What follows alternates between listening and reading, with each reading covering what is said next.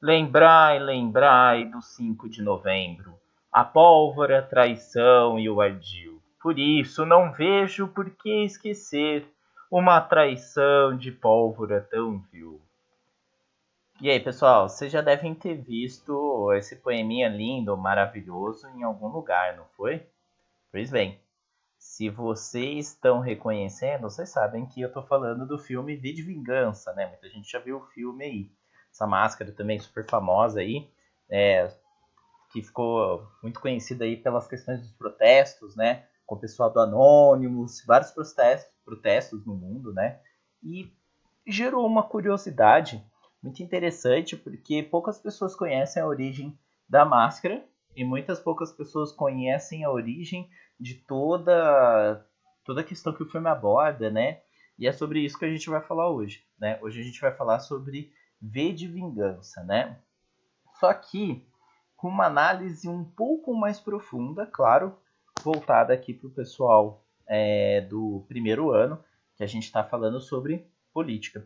Por isso que o tema de hoje é V de Vingança, anarquista ou socialista? Muito bem. Por acaso você não conhece quem é V? Olha só, né? Então vamos lá.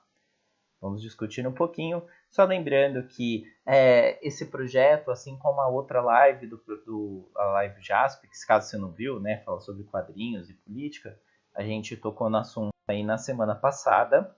Você tem acesso aí depois no YouTube. Eu coloquei também os links para você acessar direto o aplicativo, então você não paga nem crédito do celular para estar vendo a live, participando e fazendo as outras atividades anteriores, tá?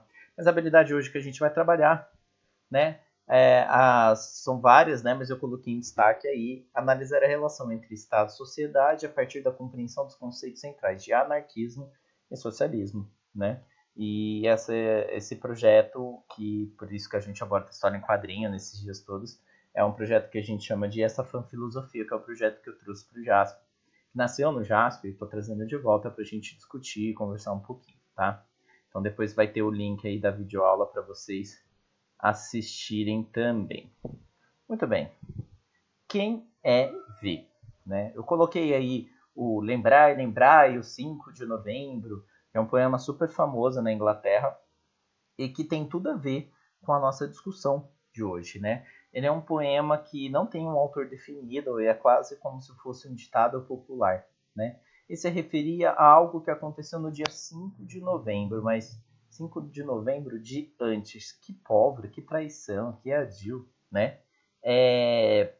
Para a gente tentar entender um pouquinho melhor, eu deixei alguns vídeos aqui depois que a gente possa ver, mas principalmente a gente pode falar sobre a conspiração da pólvora, que foi uma situação que aconteceu na Inglaterra na época de 1400, 1600, né, por volta dessa época, agora me falha a memória na data. E o que acontece? O povo ele queria discutir sobre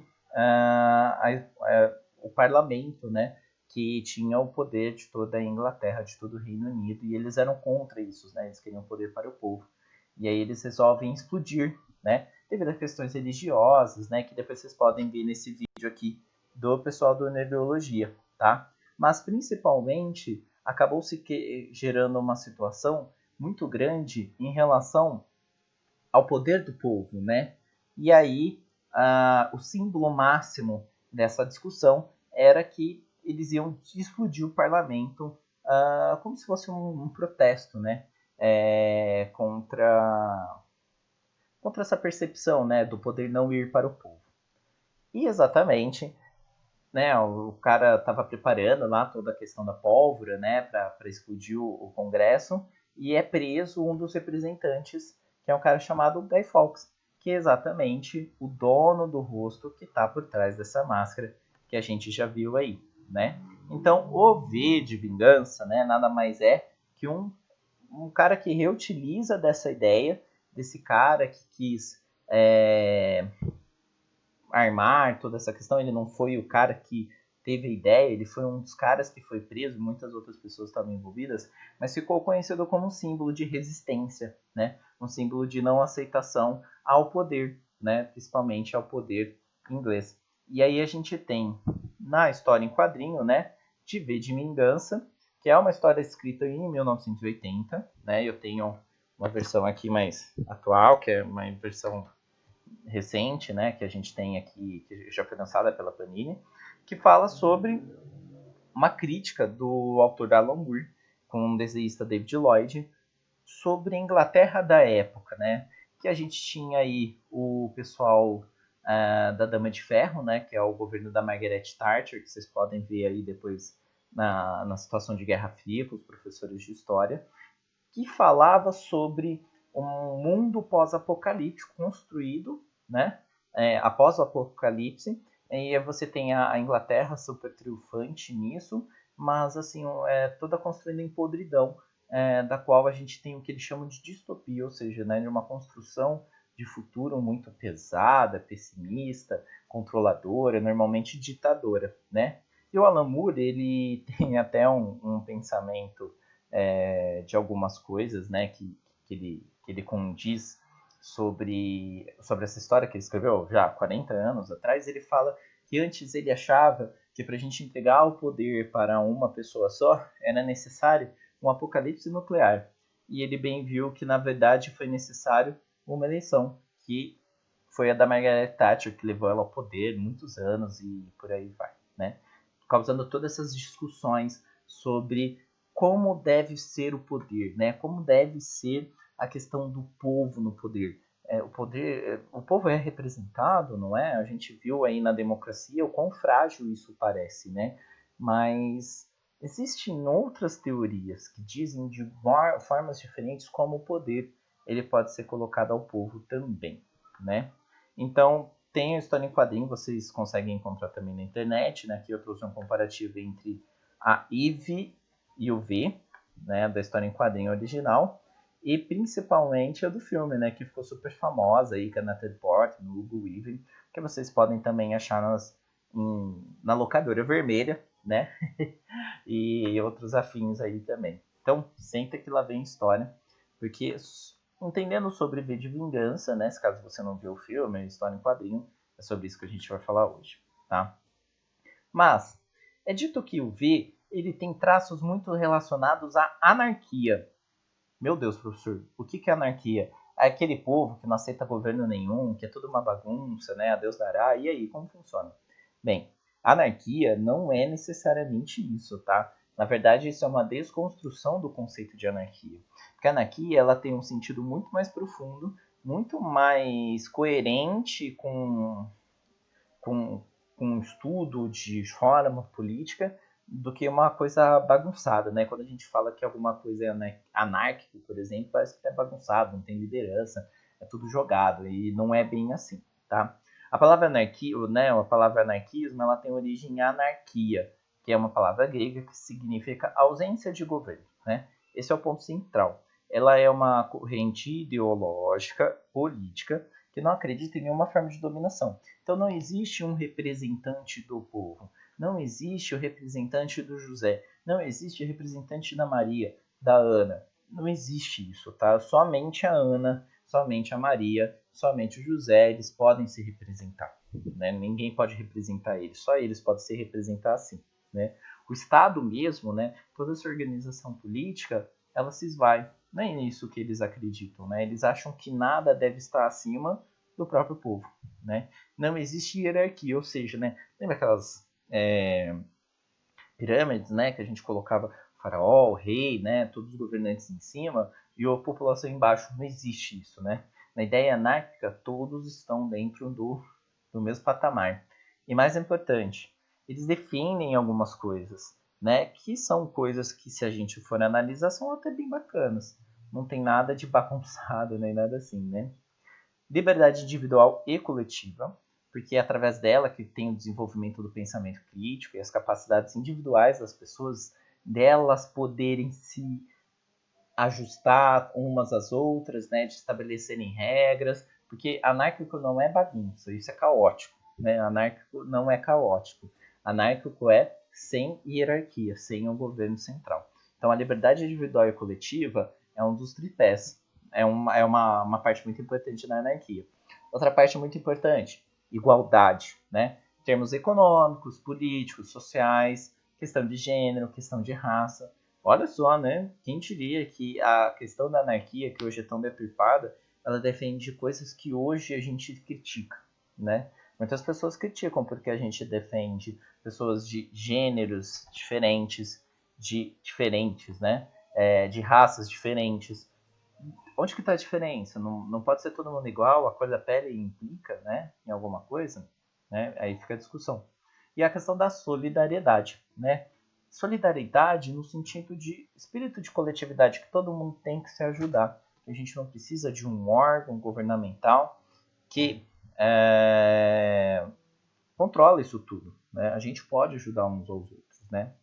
Muito interessante, né? A gente pensar desse jeito e principalmente porque ele critica o capitalismo e essa dominação político-burocrática, ou seja, das burocracias, das regras e da política em torno da questão do lucro, né? Porque o Estado, ele coage. O que é coagir, professor? É forçar. A gente força as pessoas a fazerem isso. Se você não respeita a lei, o que acontece com você? Você é preso, você é punido de qualquer coisa. Mas essa lei é justa, não é? Não importa. Você é punido da mesma maneira.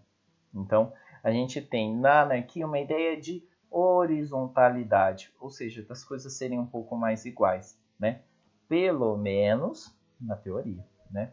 Alguns dos pilares do anarquismo em relação a, a outros pensares, né? Então ele critica a dominação do Estado, critica o capitalismo, né? Ou seja, como que o capitalismo, que é uma fonte, uma representação forte do poder, da coerção, né? Da força que você tem, a questão, por exemplo, trabalhadora, né? O chefe, o dono da indústria, ele não é necessariamente um poder político, né? Como normalmente a gente entende, mas ele é um poder político no termos de coação, de geração de lucro, de forçar as pessoas a trabalharem. Professor, então a anarquia não defende trabalho? Pelo contrário, defende coisas mais justas, entende as necessidades, mas não defende que um governo tem que controlar isso, sim a própria população, as próprias pessoas, cada um por si consegue entender o que é melhor, a ideia anarquista, tá? E principalmente critica a dominação de gênero, né? Não tem homem nem mulher no poder, né? São pessoas e pessoas têm que se respeitar. Uma não pode dominar por cima da outra. Pensando no Brasil, que ainda tem um sistema que a gente chama de patriarcal, ou seja, né, do homem, do chefe de família, ser o provedor da casa, ser o presidente, né? É fácil a gente parar para pensar quantas mulheres presidentes nós tivemos no Brasil. Tivemos uma. Nos Estados Unidos, quantos tivemos? Uma.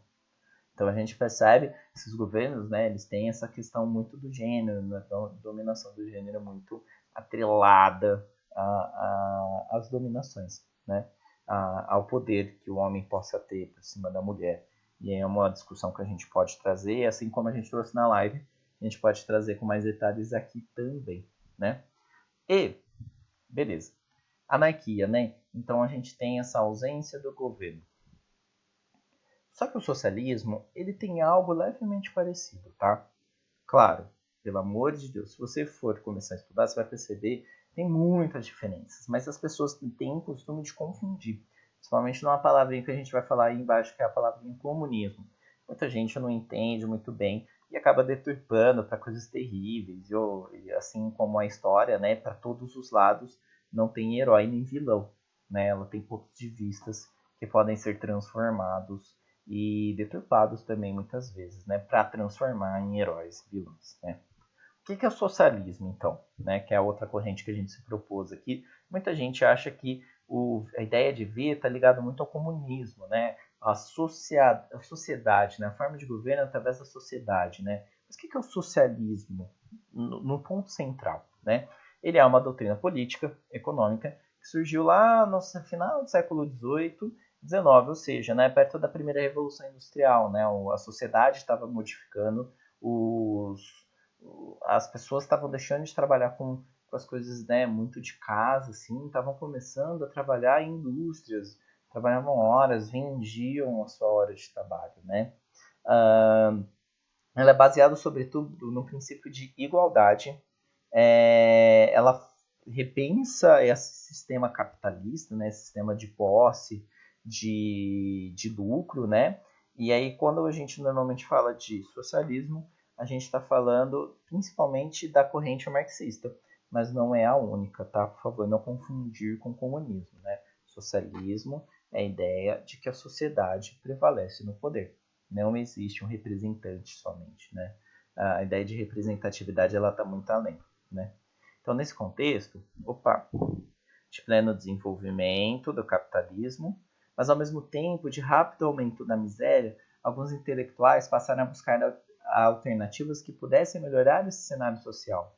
Porque imagina, a gente tem pessoas que só ficam mais ricas, que tomam todo o poder, que tomam todo o dinheiro. O que acontece com os empregados, com as pessoas de carência social? Elas ficam mais pobres. Né? É o que acontece hoje no mundo. Né? Nós temos o poder distribuído e o dinheiro para várias pessoas que estão no poder e que têm isso e não dividem.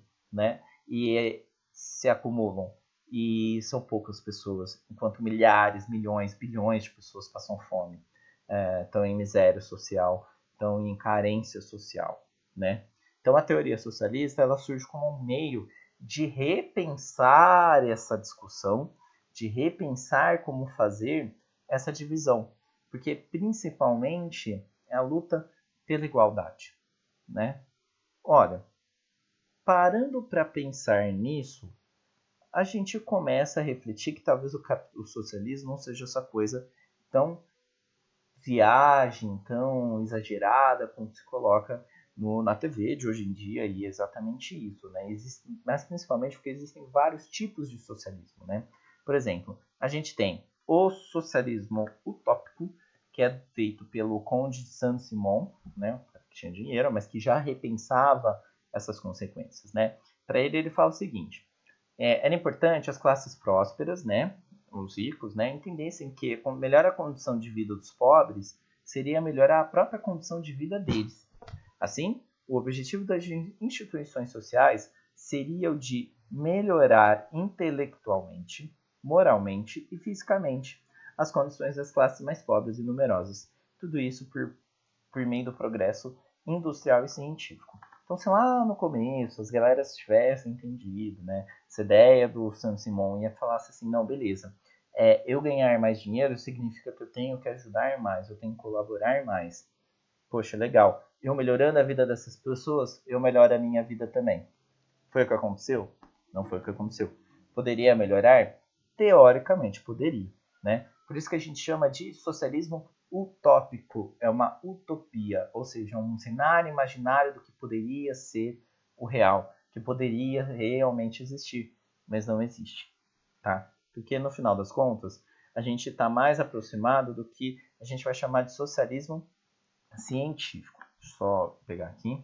Que esse sim foi o desenvolvido pelo Engels e pelo Marx, tá? Que tem uma relação quase de patrão e funcionário. Mas eu vou explicar isso depois para vocês, tá? Isso é o que a gente chama de marxismo, ou seja, o estudo de Marx sobre a sociedade, a economia, a política, mas principalmente marcada pela luta de classes, né? Que a classe menos empoderada deveria assumir o poder, né? Essa é a ideia central de Marx. Aí ele coloca aqui, ó, nos sistemas capitalistas, essas classes são representadas, respectivamente, essas classes mais baixas, pelos proprietários, as classes mais altas, pelos proprietários privados de capital e, portanto, os donos do meio de produção. E do outro lado, ou seja, né, a gente tem o pessoal que está no poder, a gente tem o pessoal que trabalha para esses, né, que é o que? A massa de assalariados, sem posses, que dispõe apenas de força do seu trabalho, né? Que é exatamente isso que acontece no sistema capitalista, né? A gente tem a galera que está lá em cima, no lucro, ou a gente tem no político o cara que detém o poder, que detém o dinheiro, que detém as fontes de renda de toda uma nação, e nós temos os trabalhadores embaixo, ou nós temos a população, a massa da população, que se deixa muitas vezes enganar, né? E isso sim é muito interessante, porque para a gente entender capitalismo, a gente tem que estudar Marx, tem que estudar esses conceitos para que a gente entenda que existe sempre mais de um lado nessas histórias todas, né? A gente fala muito bem sobre capitalismo, é o que rege o nosso mundo, o mundo consumista, A gente precisa entender que existem outros pontos de vista, que é importante a gente entender esses outros pontos de vista também, para a gente chegar nas nossas próprias respostas. Eu não quero que vocês peguem aqui respostas prontas, mas que vocês, através da leitura, do estudo, consigam compreender o que são todas essas teorias muito loucas, né? Que o pessoal, os nossos governantes, como adorando difamar, ou defender, ou discutir, e negar, mas que é importante a gente entender, né?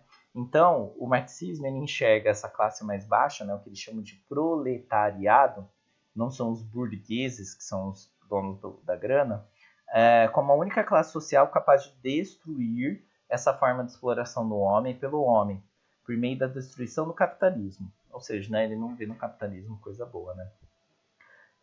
Ao atingir o poder, os trabalhadores eliminariam as desigualdades. Eliminariam, tá? Essa ideia de que o Marx não segue, né?